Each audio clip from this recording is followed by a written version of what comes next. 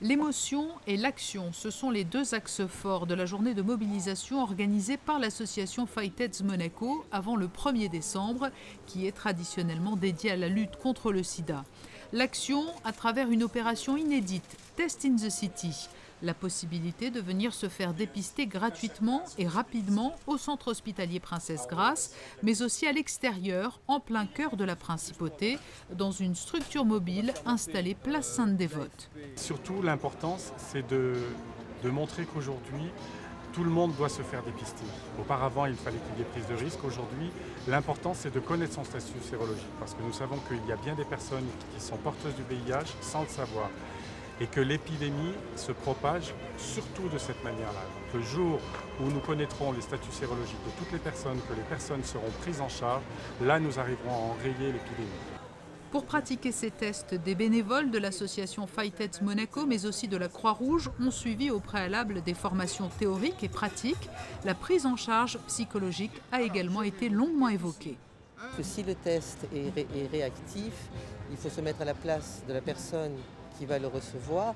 Et moi, c'est vrai que je me suis préparée en me disant, si c'était moi qui recevais cette information, comment j'aimerais qu'on me la dise.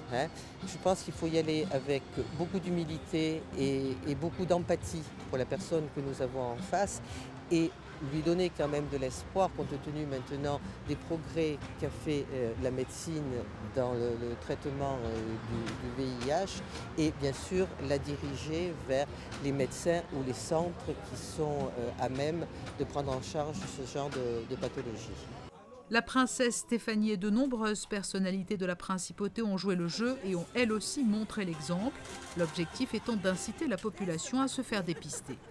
Je suis venue surtout parce que c'est une méthode que je ne connais pas, qui est une méthode nouvelle. Et comme je suis en contact avec beaucoup de jeunes, ça me permet de leur expliquer comment ça se passe afin de les inciter à se faire dépister. Et je crois que le message que je porterai beaucoup personnellement, très volontiers, c'est que c'est facile, anonyme et rapide. Au-delà de ce volet important que représente la prévention, pour la deuxième année consécutive, Fightheads Monaco a tenu à rendre hommage aux victimes du sida. Toutes ces personnes parties souvent dans l'anonymat et auxquelles il était important de rendre leur dignité. Des courtes pointes, de grandes bandes de tissus décorées et assemblées entre elles ont été déployées sur le parvis de l'église Sainte-Dévote. Chacune d'elles portait le nom d'une personne décédée du sida, un travail de longue haleine réalisé dans les locaux de Fightheads Monaco au cours des dernières semaines. C'est indescriptible, c'est plein d'émotions, mais c'est des émotions positives, qui sont loin d'être tristes. Justement, vous avez dit, c'est de rendre la dignité à ces personnes qui malheureusement sont mortes en vivant encore la discrimination et la stigmatisation par rapport à cette maladie. Et comme on a pu voir, les courtes pointes qui représentent les personnes disparues qui ont été peintes par un membre de leur famille ou des amis sont pleines de couleurs, sont pleines d'espoir, sont gaies, sont pas tristes du tout. Et je pense que c'est ça qu'il faut retenir, c'est la force de ces personnes qui vivent avec le VIH, qui veulent rendre hommage à leurs disparus, qu'ils ont l'espoir encore et que leur vie est pleine de couleurs et que pour eux, pour ceux qui sont disparus trop tôt, continuent à se battre.